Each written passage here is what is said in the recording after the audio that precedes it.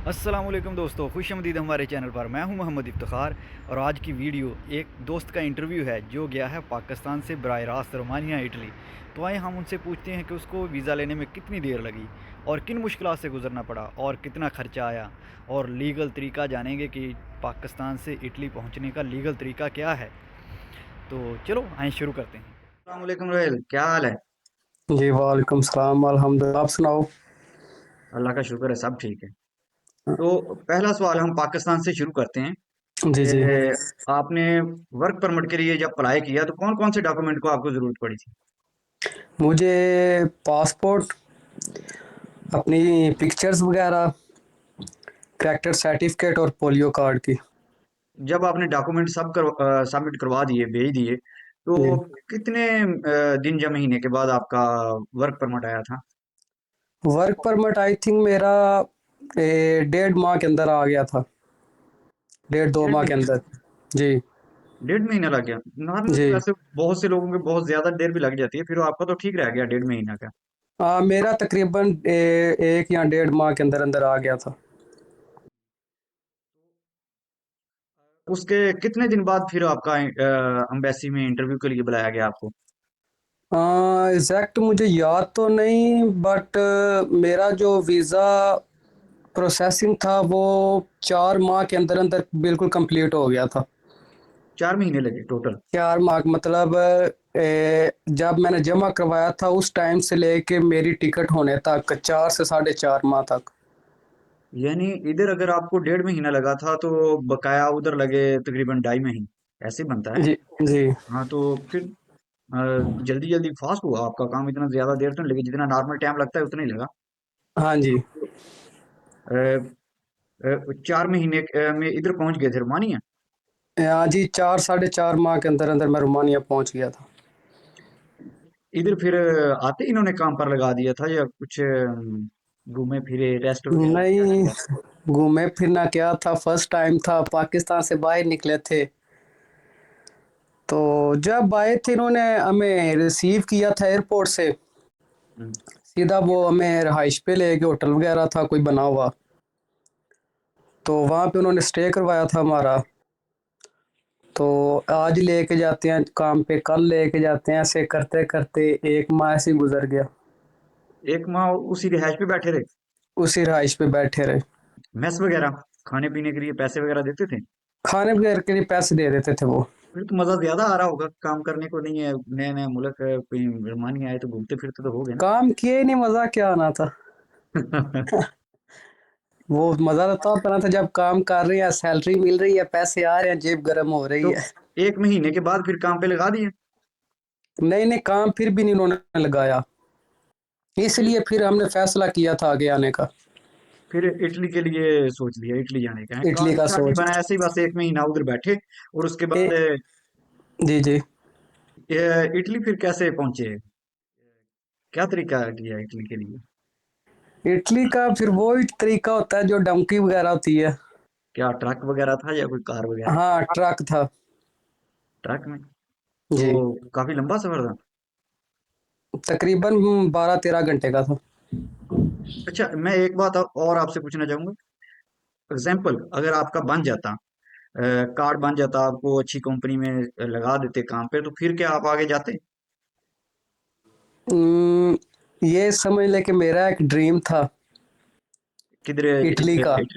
हाँ, यानी आपने हर सूरत में जाना ही जाना था, वो 1 महीना बैठने जा नहीं जाना था, वो मैंने पाकिस्तान से सोच के आया हुआ था। वाला। यानी आपका तो पक्का था। पक्का इरादा था। हाँ, तो क्या, अभी आप वही बात हमें बताएं कि वो कितनी जब आप वहां पहुंचे, रास्ते में तो आपको कोई मुश्किल पेश आई जब इधर से जा रहा था वो कंटेनर या ट्रक जो भी था, उसमें रास्ते में हम्म, आपको किसी ने पकड़ा हो या इस तरह का मसला मसाइल, किधर कहाँ तक आप कंटेनर में गए हो, कहाँ तक ट्रेन में गए, ये सारा बताएं ना। ये हमारी रहाइश थी इधर रोमानिया में, बुकारेस्ट। उधर से हम गए थे तिमिशोरा।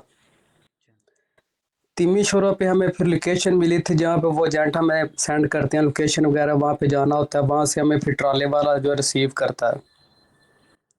उसके बाद ज़्यादा मुश्किल होती है हंगरी बॉर्डर पे। वो क्रॉस करना लाजमी होता है, वहाँ पे मुश्किलात आती हैं। वो हंगरी बॉर्डर पे एक दफ़ा उन्होंने रोका था हमें, चेकिंग वगैरह, ट्रक को ऐसे करो, ऊपर नीचे काफ़ी, ये समझे कि झटके लगाए थे ट्राले को जिसके अंदर हम बैठे हुए थे। वो फिर काफ़ी ज़्यादा हमने एक दूसरे को ज़ोर से पकड़ लिए ताकि हमारी हरकत उनको ज़्यादा महसूस ना हो। हम्म। उसके बाद फिर अल्लाह पाक का करम हुआ, वहाँ से हम पास हो गए, आगे गए ऑस्ट्रिया में एंटर हो गए। ऑस्ट्रिया फिर उसने जब जैसे एंटर हुए हैं, सुबह तकरीबन सहरी का टाइम था, उसने हमें ऑस्ट्रिया उतार दिया था। अच्छा, सुबह सारी टाइम ऑस्ट्रेलिया पहुंच गए। जी। तो उधर फिर उधर से ट्रेन पकड़ी। नहीं, ट्रेन नहीं थी पकड़ी, उधर से हमें कुछ पता नहीं था चल रहा कि क्या करना चाहिए, तो हम ट्रक ऐसे वाले से चल डील रहे। वहां तक थी। जी। ट्रक वाले से वहां तक डील थी, बस खत्म कर दी उसने। नहीं, डील तो हमारी इटली की थी। तो फिर वहां क्यों बता रहा उसने? वहाँ पे ज़्यादा जो एजेंट हैं वो यही करते हैं, बोलते यही है कि हम इटली लेके जाएंगे, बट वो ज़्यादा ऑस्ट्रिया तक लेके जाते हैं, आगे फिर हमसे ट्रेन का सफ़र करवाते हैं। तो पैसे पूरे ले लेते हैं इटली तक के। हाँ, पैसे वो फिर पूरे ही लेते हैं, उनकी जिम्मेदारी होती है इटली पहुंचाने की। इटली एंटर करवाना होता है उन्होंने पहले सिटी में तो इटली के। फिर क्या वो टिकट वगैरह लेकर देते हैं, क्या करते हैं? हाँ, फिर वो टिकट लेके देते हैं। अच्छा, उधर से ट्रेन की टिकट लेके दी और फिर आप आगे चले गए। जी। तो टोटल टाइम लग गया आपको, कितना टाइम लग गया टोटल इटली तक पहुंचने, घर तक पहुंचने में? अ, तकरीबन 12-13 घंटे में हम ऑस्ट्रिया पहुंच गए थे। उधर हम जैसे मतलब निकले हैं बाहर, तो हमें पुलिस वालों ने पकड़ लिया ऑस्ट्रिया की। अच्छा, ऑस्ट्रेलिया की पुलिस ने पकड़ लिया था। हाँ, ऑस्ट्रिया की पुलिस ने पकड़ लिया। और इतना डरे हुए थे इसलिए कि जो सुना हुआ था जब पकड़ते हैं बहुत मारते हैं। कि ठुड्डे शुड्डे मार दे। ना ना, कुछ भी नहीं करते, ऐसे खिदमत करते हैं जैसे हमारा जवाई आ गया। नहीं नहीं, सीरियसली बता रहा हूँ अच्छा। कि मारते नहीं है, आए हैं उन्होंने हमें पकड़ा है, उन्होंने बोला है कि जो आपकी जेब में जो वगैरह मोबाइल पैसे जो है बाहर निकाल दो, हमने बाहर निकाल दिए। वो हमें जो नज़दीक उनका स्टेशन था, पुलिस स्टेशन, उधर लेके गए हैं। पानी वगैरह हमें पिलाया, बैठने के लिए बेड दिया, रूम दिया, रेस्ट करो इधर। तकरीबन 2-3 घंटे उन्होंने रेस्ट करवाई है। और उसके बाद हमें एक एक करके बुलाते रहे, और हमारा छोटा सा इंटरव्यू, मतलब नाम वगैरह, वाला साहब का नाम, कहाँ से आए हो, इतना जस्ट, ज़्यादा नहीं। उसके बाद हमें बड़े पुलिस स्टेशन कलका थाने में ले गए हैं, और वहाँ पे हमारी बकायदा उन्होंने फिंगर वगैरह लिए हैं, और उसके बाद हमारा इंटरव्यू लिया है, सब कुछ है। तो फिर इंटरव्यू उधर क्या से। था? जी। इंटरव्यू क्या था वो तो बताए ना हमें। हाँ, इंटरव्यू था, बेसिक ही था कि क्या नाम है, वाले साहब का क्या नाम है, कौन सी कंट्री से आए हो, कितने पैसे लगे हैं आपके, कैसे आए हो, ये थे बेसिक सवाल उनके। तो आपने ये नहीं बताया कि मुझे पाकिस्तान वापस नहीं जाना? वो कहते हैं कि ऐसे इंटरव्यू देना पड़ता है कि पाकिस्तान वापस भेजोगे तो हमें वो मार देंगे, उधर हमारी दुश्मनी है वगैरह वगैरह। नहीं नहीं, इतना नहीं था, उन्होंने वैसे पूछा था, मैंने पूछा था डरते डरते वो ट्रांसलेटर से कि मुझे वापस तो डिपोर्ट करेंगे, कहते हैं परेशान ना हो, डिपोर्ट नहीं करते वापस। तो फिर उसने मुझसे एक सवाल किया था, इधर ही रहना है कि आगे जाना है, मैंने उन्हें बोला था मैंने आगे इटली जाना है। उधर फिर आपको छोड़ दिया, फौरन छोड़ दिया? नहीं नहीं, छोड़ा नहीं था, फिर हमें रात को उन्होंने एक कैंप में मुंतकिल कर दिया था। अच्छा। वहाँ तकरीबन मैंने एक रात गुजारी है। सुबह जैसे हुई अपने एजेंट से मैंने कांटेक्ट किया है, उसने मुझे बोला कि तुम इस लोकेशन पे, स्टेशन पे पहुंच जाओ। जैसे मैं उधर पहुंचा, मेरे मोबाइल पे जो ऑनलाइन टिकट आ गई है, और उसने फिर मुझे बताया कि इस प्लेटफार्म नंबर पे चले जो ट्रेन आएगी इतने बजे, उस पर बैठ जाना, वो तुम्हें इटली एंटर करवा देगी। हाँ तो और जैसे हम इटली के बॉर्डर के नज़दीक पहुंचे हैं, उधर रात काफ़ी हो गई थी, ट्रेन बंद हो गई सारी, तो टाइम फिर ज़्यादा हो गया। और एक दिन फिर जो एक रात है वो स्टेशन पे गुजारनी पड़ी। स्टेशन पे रात बैठे रहे? स्टेशन पे रात को बैठे रहे। सर्दी थी? ना, सर्दी काफ़ी थी। तो फिर तो सुबह तक तो सब कुछ आकड़ गया होगा। नहीं, स्टेशन के कभी अंदर जाकर बैठ जाते थे, कभी बाहर आ जाते थे। तो ऐसी आप रात गुजारी है। तो सुबह फिर उधर से ट्रेन पकड़ी और आगे चले गए। पैसे थे ट्रेन के हाँ। लिए? जैस क्या? ट्रेन की टिकट के लिए पैसे थे आपके पास, यूरो वो शूरो के? एजेंट का होता है सारा, उसी में जो डील हुई होती है उससे। हाँ, सही। उधर पहुंचने के बाद आपने फिर डॉक्यूमेंट कैसे अप्लाई किए, क्योंकि आप कैंप में तो नहीं गए मेरे ख्याल में? नहीं, मैं कैंप में नहीं गया, मैंने ओपन झील करवाई थी। तो ओपन झील और इसमें कैंप में कुछ क्या मुख्तलिफ है? कैसे होती है जो ओपन वाली झील, कैसे होती है और दूसरी कैसे होती है? ये जो ओपन होती है ये आपको एक वकील करना पड़ता है, उसने आपका करवाना होता है सारा। तो उसको कोई फीस वगैरह देनी पड़ती है? हाँ, उसकी फीस होती है। सबकी अपना अपना रेट होता है, ये कोई फिक्स नहीं होती। अच्छा, तो ये जल्दी काम कौन सा होता है, ओपन वाला हो जाता है या कैंप वाला हो जाता है? ये भी एक्सपीरियंस नहीं हुआ। अच्छा। हाँ जी। यानी आप तो गए डायरेक्ट ओपन करवाई झील, तो और दूसरे जो आपके जानने वाले होंगे उन्होंने भी ओपन करवाई होगी जी। अगर आपके साथ कोई जाता जिसने कैंप में वो गया होता, तो फिर आपको पता चल जाता कि किसका पहले हुआ। जी, मैं इधर अकेला आया था तो मुझे कंफर्म नहीं है कैंप में ज़्यादा होता है कि इधर ज़्यादा जल्दी होता है। हम्म। तो कैंप में फिर फीस नहीं लगती होगी वैसे ही उधर तो? नहीं, कैंप में फीस नहीं लगती। इधर होता है कि हमने जो करना है ना, इधर जो भी डॉक्यूमेंट उन्हें चाहिए होते हैं वो हमें पैसों के पैसे दे वगैरह दे के या ले के जो करना होता है पैसों से या वकील से। और जो कैंप में होते हैं वो सारा गवर्नमेंट ने करना होता है। ये झील कितना देर लग जाती है इसको, पहले वाली जो झील है वो मिलने में? ये इधर बोलते हैं पुलिस स्टेशन को कस्तूरा, वो उस पर डिपेंड करते हैं, वो कब करते हैं। आपको कितने महीने के बाद मिली थी? मैं फर्स्ट डे जब गया था तो मेरी एंट्री हो गई थी उधर ही। तो फिर आपको जो जिस पे काम करते हैं वो डॉक्यूमेंट वगैरह मिलते हैं? वो डॉक्यूमेंट वगैरह मुझे तकरीबन एक डेढ़ माह के अंदर मिल गए थे। एक डेढ़ महीने के बाद? जी। ये इनमें भी कोई प्रोसीजर का, यानी कि सेम ही है उसका भी, उधर जो कैंप में जाते हैं उनका भी और आपका भी? आपने वकील करना है, उन्होंने खुद हो जाना है, तो एक डेढ़ महीना उनका भी लगा होगा, वो जो उधर जाएगा उनका भी हो जाएगा, ऐसे ही हो? उधर मुझे काफ़ी लोग मिले थे। किसी को ये होता है कि 9 माह के अंदर मिल जाते हैं, किसी के 10-10 साल भी लग जाते हैं, नहीं 10 साल मिलते। भी लग जाते हैं? जी। अच्छा, तो फिर वो ऐसे ही घूमते रहते हैं 10 साल उधर बगैर डॉक्यूमेंट के?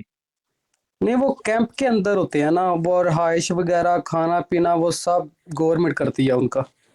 हम्म। फिर छुप के वगैरह काम करते हैं, छुप छुप के। अच्छा, काम छुप के करना पड़ता है जितनी देर तक उनको डॉक्यूमेंट नहीं मिलते? हाँ, अगर उन्हें पता चल जाए काम करते हैं फिर वो कैंप से निकाल देते हैं। अच्छा, इधर काम ढूंढना आसान है? काम आसानी से मिल जाता है? काम मिल जाता है, आसानी से? आसानी से मिल जाता है, काफ़ी ज़्यादा काम है इधर। कितने कितने तक सैलरी में मिल जाता है आम, यानी कि डॉक्यूमेंट के बगैर अगर तुम काम, जैसे जैसे जो आपके डेढ़ महीने में जो डॉक्यूमेंट मिलते हैं उस पे जी। अगर काम ढूंढो तो कितनी सैलरी मिल जाती है? मिनिमम और मैक्सिमम दोनों बता दें, कितने से कितने तक मिल जाती है? 1000 से लेके 1200 के अंदर दोनों। तो जो इधर टैक्स होता है वो डॉक्यूमेंट बनाने पर, वो तो कंपनी देती है या आप खुद देते हो? वो कंपनी देती है। बकाया रिहाइश वगैरह भी कंपनी देती है इस? नहीं नहीं नहीं, रिहाइश अपनी होती है, खाना अपना होता है।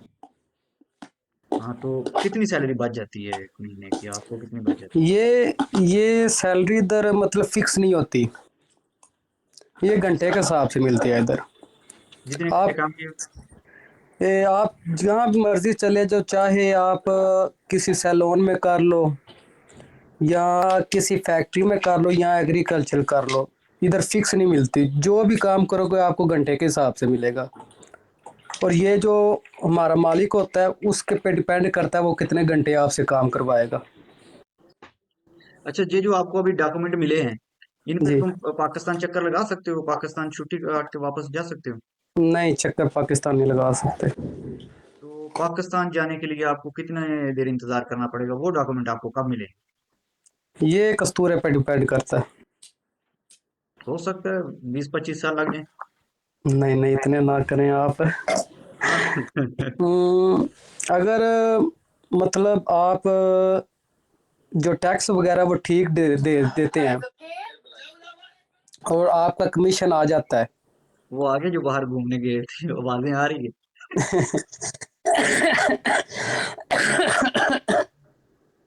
हाँ जी। अच्छा, तो एक और बात हमें बताएं कि अच्छा, ठीक है, हम खत्म करते हैं, ये पहुंच गए, अभी शोर शराबा करेंगे इधर। तो हाँ नेक्स्ट आखिरी सवाल मैं आपसे करता हूँ। आप जी। ऐसा करेंगे, नसीहत कर दें जो हमारे भाई इधर से, उधर पाकिस्तान से, रोमानिया या यूरोप आना चाहते हैं, उनको कोई नसीहत करें कि वो उनको क्या करना चाहिए, कैसे आना चाहिए, उनके लिए कोई। देखें जो इस टाइम हालात चल रहे हैं वो जिसको भी देखें वो एजेंट बना हुआ है कि हमें दें, हम पहुंचाते हैं। कोशिश कोशिश ये करें कि लीगल आए, क्योंकि लोग, मैं भी इसी में हूँ, लोग देखते हैं कि कम पैसे लगे और हम पहुंच जाए, अच्छा, और इसमें तो खतरा बहुत होता है। लीगल आएंगे कैसे, ये भी तो बताएं ना हमें कि भी किस तरह से वो लीगल आ लीगल सकते है, लीगल ऐसे आती है ना, जब एमिग्रेशन ओपन होती है तो वीज़ा अप्लाई करें वो। हैं। होती है इटली के लिए होती है, होती है। किस उसके महीने? बाद अगर किसी का रिलेटिव रहता है इधर यूरोप में, उसे बोल के करवा सकते हैं। किस महीने में होती है इमिग्रेशन ओपन, डॉक्यूमेंट अप्लाई करने? ये ये तो जब ओपन होती है इन पे डिपेंड करता है, इटली वालों पे। तो पता कैसे लगेगा कि अभी ओपन है, अभी हम डॉक्यूमेंट अप्लाई करें? ये वैसे ही सबको पता चल जाता है कि जैसे ओपन होती है ना, शोर डाल जाता है, जो एजेंट वगैरह होते हैं वो कान खड़े कर लेते हैं। तो आप मुझे बताओगे, जब आपको शोर का पता चले तो आप मुझे बताना, मैं उसके लिए वीडियो बनाऊंगा तब कि भाई जी ज़रूर। इमिग्रेशन ओपन हो गई, जल्दी जल्दी से डॉक्यूमेंट अप्लाई कर दें। हाँ बिल्कुल ज़रूर, इंशाल्लाह बताऊंगा तो आपको।